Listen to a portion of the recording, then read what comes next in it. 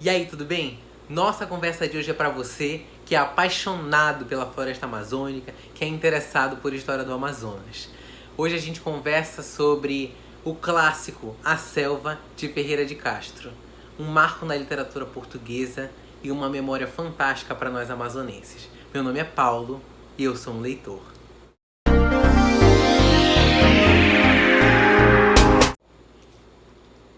Então, hoje eu quero começar de uma forma diferente. Eu quero começar lendo um trecho do livro para que você já se situe no cenário, que é maravilhoso. Essa parte que eu vou ler chama-se Próstico, não é um spoiler do livro, na verdade é uma página antes da história começar, mas que é algo escrito pelo autor que eu achei tocante. Ferreira de Castro diz assim: Eu devia este livro a essa majestade verde, soberba e enigmática, que é a selva amazônica. Pelo muito que nela sofri durante os primeiros anos da minha adolescência e pela coragem que me deu para o resto da vida. E devia-o, sobretudo, aos anônimos desbravadores, que viriam a ser meus companheiros, meus irmãos, gente humilde que me antecedeu ou acompanhou na brenha, gente sem crônica definitiva, que a extração da borracha entregava sua fome, a sua liberdade e a sua existência. Devia-lhes este livro que constituí um pequeno capítulo da obra que há de registrar a tremenda caminhada dos deserdados, através dos séculos em busca de pão e justiça. A luta de cearenses e maranhenses nas florestas da Amazônia é uma epopeia de que não ajuiza quem, no resto do mundo, se deixa conduzir veloz e comodamente no automóvel com rodas de borracha, da borracha que esses homens, humildemente heróicos, tiram à selva misteriosa e implacável. O livro começa assim, já com amor, com admiração à selva amazônica. Ele foi uma indicação da minha tia querida, professora e escritora Raimunda Juiskaken. Tia, muito obrigado pela indicação do livro. É um clássico fantástico da literatura portuguesa e da literatura brasileira. E achei lindo, foi tocante, um marco na minha vida de leitor e eu precisava trazer aqui para o canal para a gente ter uma conversa. Bom, como eu já disse, a essência do livro é tratar sobre a selva. Para mim fica muito claro desde o início, das primeiras páginas, que o protagonista dessa história gigantesca é a selva. A selva respira, a selva fala, a selva te ataca, a selva te recepciona, te abraça. Ela é um ser vivo em si. Ela te persegue, te humilha, te mata. É um personagem muito importante, muito impactante. Mas esse livro é mais do que um ódio à selva, ele é um relato de muitos pontos de vista. E antes de mais nada, de analítico dentro da trama, eu quero fazer esse parâmetro ao redor da história. Primeiro, ele é um relato geográfico. Dentro do enredo, nós temos descrições como de onde vem o rio Amazonas, como é a sua nascente. Nós temos a descrição do período de várzea, né? No momento em que o rio sobe e os ribeirinhos têm que se afastar do rio. O momento do encontro das águas, quando as águas barrentas do rio Solimões se encontram com as águas negras do rio Negro, e aí há aquele encontro fantástico da natureza. O segundo relato, histórico, existe uma descrição detalhada do momento de construção da estrada de ferro Madeira-Mamoré, com a morte de muitas pessoas, os ataques indígenas, a persistência da febre do rio. O livro trata disso com minúcia.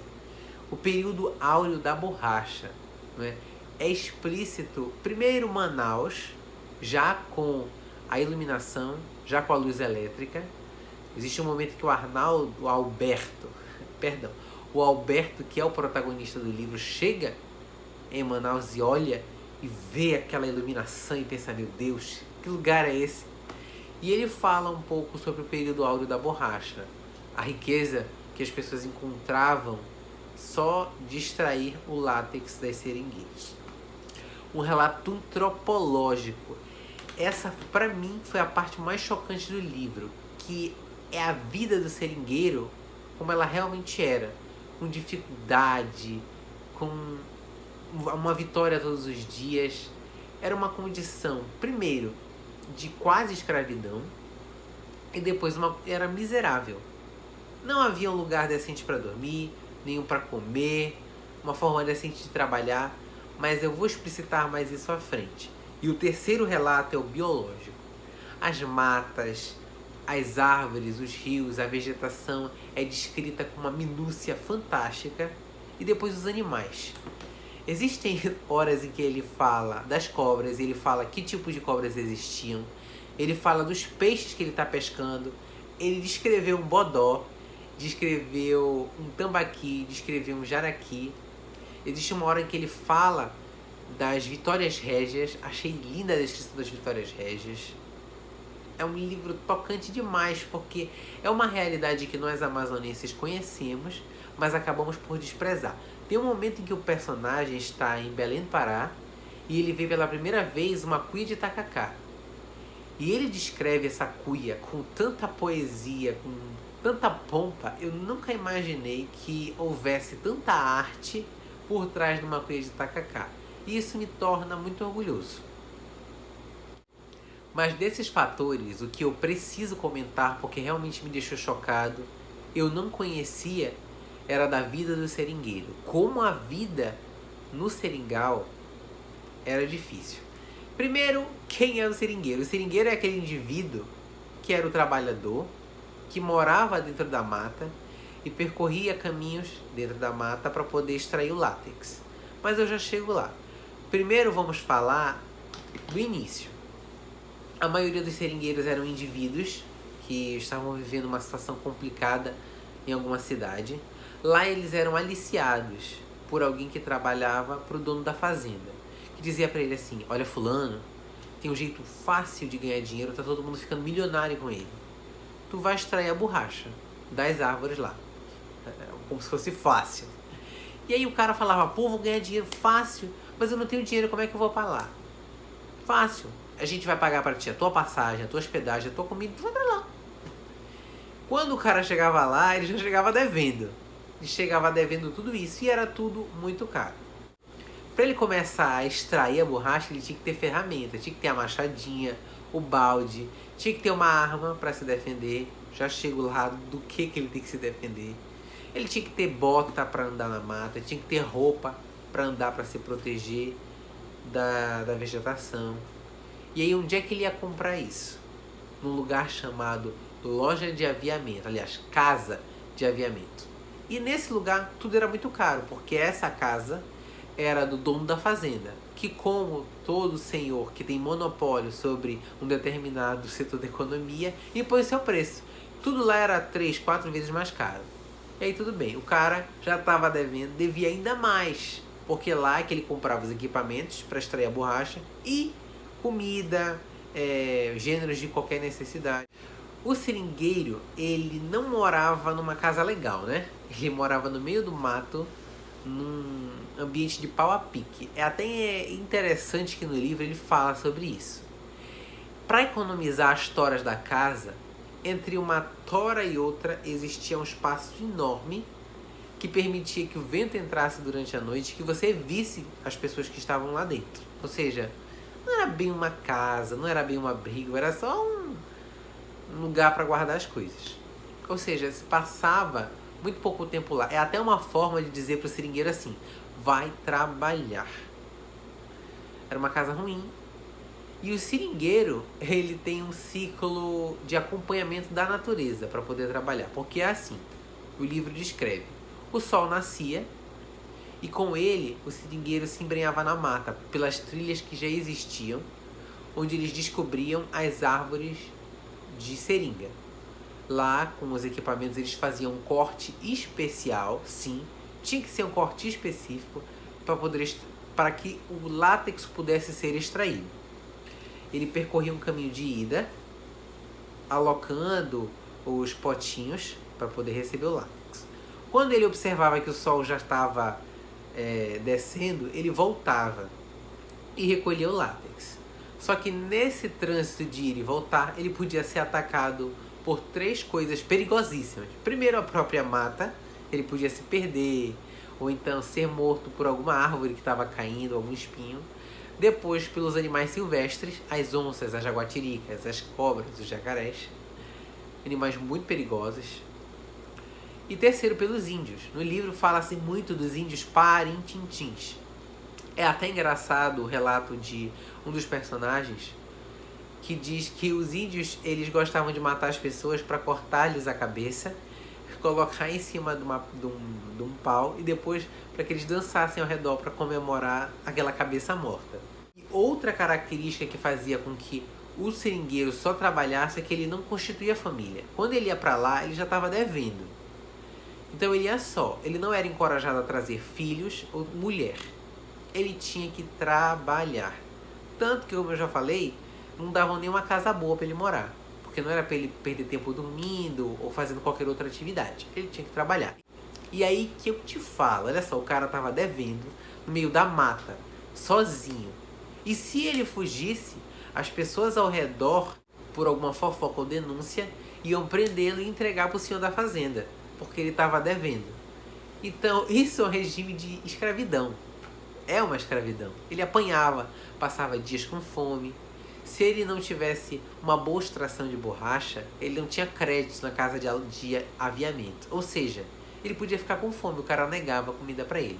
Vários aspectos que configuram a dignidade da pessoa humana são suprimidos para o seringueiro. Os únicos momentos de descanso desse seringueiro eram quando tinham umas festinhas de boi-bumbá. Sim, no livro ele conta uma história lá de boi-bumbá, que o nosso personagem principal foi. E eram 3 coisas que eles podiam fazer. Comer, beber à vontade e dançar com mulheres. Era o que eles queriam, porque existia uma escassez absurda de mulheres. Como não existiam famílias constituídas, só existiam seringueiros. Então só haviam homens. E é claro, com essa predominância de um gênero, havia escassez de várias outras necessidades ali naquele ambiente. Mas eu vou já falar delas, porque isso é um assunto importante. Na verdade, é um dos diálogos reflexivos que o autor nos propõe. E outro ponto é a alimentação. A alimentação deles também era um lazer. Quando eles podiam, que era, no caso, aos domingos, eles saíam para caçar e para pescar, que era uma forma de economizar ao comer os animais silvestres, e uma forma de se distrair. Aparentemente era uma atividade que eles gostavam de executar. Bom, sabendo da vida complicada do seringueiro, a gente já pode entender do enredo da história. Tudo começa com Alberto, que é um rapaz de cerca de 25 anos, que mora em Portugal e é beneficiado pela ideologia monarquista. O pai e o avô dele trabalhavam no exército da família real. Os republicanos tomaram o poder em Portugal e aí ele teve que fugir. A mãe dele falou: meu filho, vá para o Brasil, que ele tinha um tio que morava em Belém, no estado do Pará. Ele veio para o Brasil. Quando chegou aqui, ele morou cerca de 3 meses com o tio. E o tio dele um dia chegou para ele e falou assim: Alberto, é o seguinte, tu não pode mais viver aqui do meu dinheiro. Não trabalha, não estuda, arranja alguma coisa para te fazer. O tio dele saiu, cansado de ter que gastar o dinheiro dele com o Alberto, e arranjou um trabalho de seringueiro. No período em que se passa esse livro, a gente não está mais no período áureo da borracha. Borracha está em decadência. Ou seja, conseguir um trabalho de seringueiro é horrível.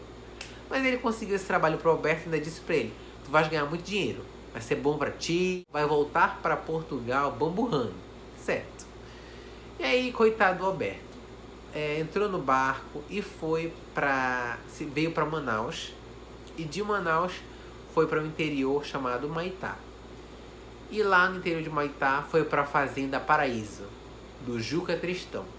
O livro não especifica bem por que o nome dele é assim, mas ele é o dono da fazenda. Lá ele passa por aquele processo da casa de aviamentos, vai para a casinha ruim. Lá, próximo a ele, naquela mesma área, moram o Balbino e o Firmino. O Firmino é um personagem fantástico, porque ele é muito cuidadoso, é o que a gente chama de caboclo inteligente, porque ele é muito observador E ele tem toda a paciência do mundo de ensinar ao Alberto como fazer a extração da borracha, como pescar, como caçar, como se proteger. Ele é extremamente humilde. Tá, e aí, por um motivo que eu não vou contar, para não dar spoiler da história, o Alberto deixa de ser seringueiro e vai trabalhar na casa grande, né, na casa do seringalista, do Juca Tristão. Lá ele já come melhor, já não se submete tanto às condições naturais. Naquela casa existe banheiro, existe abundância de comida. E ele começa a exercer mais um trabalho de escritório. Ele vai trabalhar no estoque, como escriturário, dentro da casa de aviamentos. E aí a vida dele muda para melhor, ele começa a ganhar bem. E um dia ele recebe uma carta da mãe dele, dizendo que os problemas políticos de Portugal se apaziguaram e ele pode voltar. Bom, até esse momento ele está passando por vários problemas intelectuais. A mata o deixou com muitas discussões. Primeiro, que ele deixou os ideais políticos para lá. Existe um diálogo dele com Juca Tristão em que ele diz assim: esta floresta, ela é tão forte, ela é tão persuasiva que ela faz com que a gente perca a nossa noção de política.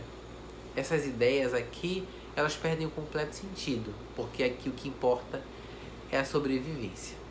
E outra questão que fica evidente é a supressão da libido sexual. Neste livro, nunca de maneira vulgar, o livro nunca é vulgar ao falar disso, mas ele coloca que a inexistência da mulher, né, não tem com que se relacionar, e isso faz muito mal à saúde mental do Alberto. Essa ideia da saúde mental prejudicada, ele começa a fantasiar com algumas pessoas, ele tenta violentar uma velhinha, e inclusive no livro aparecem algumas cenas de zoofilia, mas não é com o Alberto, é com outro personagem. E foi algo que me deixou muito impressionado. Nunca tinha lido nada do gênero, mas faz parte da vida do seringueiro. Existia o animal, e até uma coisa que eu li em alguns artigos científicos foi que existia um crescimento constante da homossexualidade entre seringueiros. Mas o livro não fala disso, mas fala da zoofilia. Ter uma mulher naquele ambiente era algo mais do que precioso. Era uma forma de manter a saúde mental. Outra questão, outra reflexão a ter desse livro é que, veja só, é um português que escreveu sobre a selva amazônica quando veio para cá. Ele publicou esse livro em Portugal, lá fez sucesso e de lá esse livro veio para o Brasil. Ou seja, é um livro que trata da nossa selva e que precisou de alguém de fora vir observar as maravilhas que existiam aqui para escrever um artigo literário de altíssima qualidade. E mais do que isso, essa edição que eu li, ela não é nem brasileira, ela é portuguesa, porque esta obra é muito difícil de você conseguir no Brasil. Então veja, é um livro excelente que as editoras brasileiras meio que não dão um grande valor. Outra reflexão que eu fiz desse livro é a condição humana em todos os aspectos. Algo que me deixou muito intrigado. Desde a condição de liberdade do seringueiro, que não pode sair, que tem que trabalhar todos os dias, que tem a sua saúde alimentar prejudicada, que não tem direito a uma moradia decente, que mal tem direito à segurança, que vive sendo assediado pela mata. Ele não tem esperança, porque aquela dívida só cresce, cresce, cresce. A borracha não acende mais, ela só tende a decair. Ou seja, essa condição só tende a piorar. E até hoje, essa condição subhumana de sobrevivência do seringueiro, ela só mudou de nome. Agora ela é do ribeirinho. Até hoje o ribeirinho ele é um membro da sociedade brasileira, mas que é completamente marginalizado, porque ele não tem acesso à rede de dados, ou seja, à internet, não tem acesso à tecnologia de ponta, não tem acesso à energia elétrica, não tem acesso ao Sistema Único de Saúde com dignidade, né? Quem leva a saúde e segurança para os interiores é o Exército, a Marinha e a Aeronáutica, são as Forças Armadas. Não posso tirar esse mérito das Forças Armadas brasileiras. né, levando serviço odontológico e médico. E é uma pena que todas essas negligências sociais ainda existem, essas mazelas. Nós ainda temos um índice de analfabetismo enorme dentro das comunidades ribeirinhas. E até as condições da casa, né, de pau a pique, lá do seringueiro, permanecem de forma massiva nesses interiores longínquos. Bom, eu não posso te falar que eu não gostei do livro, muito pelo contrário, eu fiquei apaixonado.